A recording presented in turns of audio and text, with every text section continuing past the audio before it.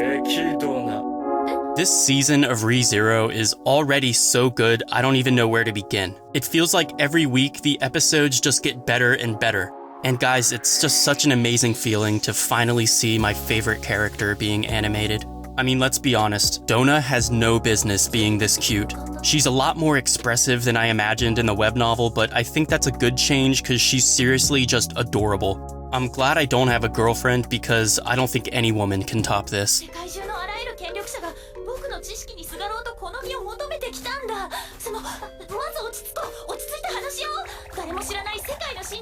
Anyway, she offers Subaru some tea, which he gulps down immediately, only to find out that it was her body fluid.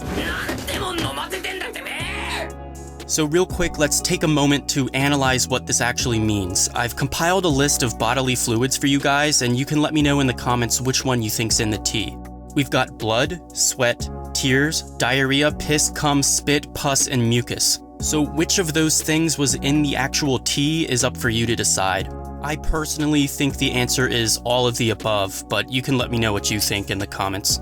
But the body fluids were actually more important than we might have thought. Donna reveals that Subaru has absorbed the sloth factor from Betelgeuse, and the tea she gives him helps it settle inside his body. So yes, it is now confirmed that Subaru does have Betelgeuse's witch factor. And though we can still only speculate what that means exactly, I think we can all agree that it's probably a big deal. We also get a brief description of the other witches, whom I find very interesting. I love all the lore and world building this anime gives us, and I'm looking forward to learning more about these witches in the future.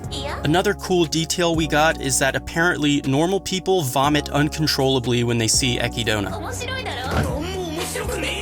But obviously, Subaru's perfectly fine around her, suggesting that once again, he's an anomaly in this world. Something I found hilarious was Donna's reaction when Subaru doesn't show interest in her. She has infinite knowledge that she's willing to share with him, but Subaru literally does not give a shit. Her reaction kind of reminded me of Aqua, which I totally did not expect.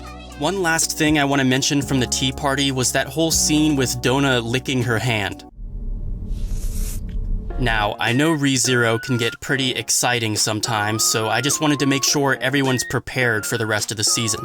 If anyone thinks they might need a nut rag, I'm selling the finest, most absorbent, high-quality nut rags that cover a large radius, have been tested by professionals, and feature a beautiful picture of my channel art, obviously drawn by our friend Gear. So go right ahead, steal your parents' credit card, and click that link in the description so that we can profit off of your horniness. We're also selling Donna mugs as well, but the bodily fluids are sadly not included. Anyway, we're introduced to another new character, Garfiel, and I gotta say I love his voice actor. He sounds pretty much exactly how I hoped he would, and I'm really looking forward to seeing more of him.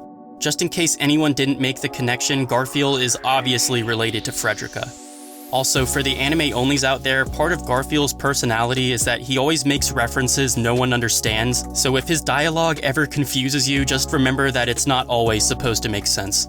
We finally get to see Rom again, and you can tell that just seeing her made Subaru sad. He wants to ask her about Rem, but he decides to save it for another time. Rom does realize that something's off about Subaru, so I'm guessing she's gonna have some questions for him in the future. Surprisingly, Roswaal is covered in bandages, and apparently his injuries are a result of being rejected by the trial. The trial of the sanctuary can only be taken by demi-humans, and no one can leave the sanctuary until the trial's been complete. This means that the people living there have been trapped for a very long time, and obviously none of them have been strong enough to pass. This new character, Garfiel, appears to be very strong, but even he wasn't able to pass the trials. So Emilia, the half-elf, is our only option. She's gonna have to take the trial herself and save everyone in the sanctuary.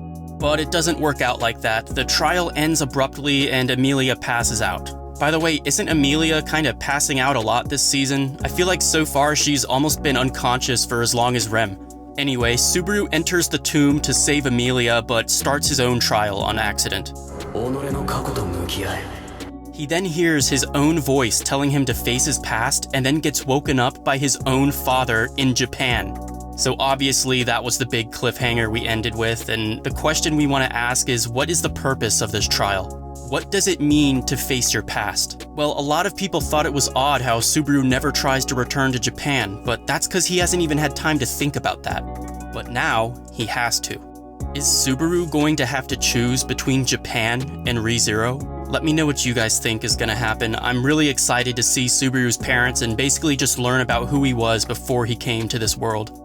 The music this episode was amazing as usual. I've always been a huge fan of the rezero OST, and of course, as expected, the ending song was just incredible as well. It's a shame that they always have to skip the opening. I wish they could have just extended the episodes for a couple extra minutes, but I don't really know how that works.